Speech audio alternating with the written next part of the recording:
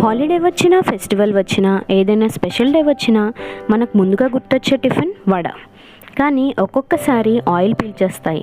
ఇలా కాకుండా ఎలా వేసినా ఎప్పుడూ ఆయిల్ పీల్చకుండా ఉండే చాలా ఈజీ సింపుల్ టిప్ చెప్తాను. దీనికి కావాల్సింది వడ బ్యాటర్ అండ్ మజ్జిగ అంతే. మీరు వాటర్ని మజ్జిగతో రిప్లేస్ చేసి వాటర్ బదులు మజ్జిగలో ముంచి అప్పుడు వడ వేయండి. అస్సలు ఆయిల్ పీల్చకుండా చాలా గుల్లగా పర్ఫెక్ట్గా వస్తాయి.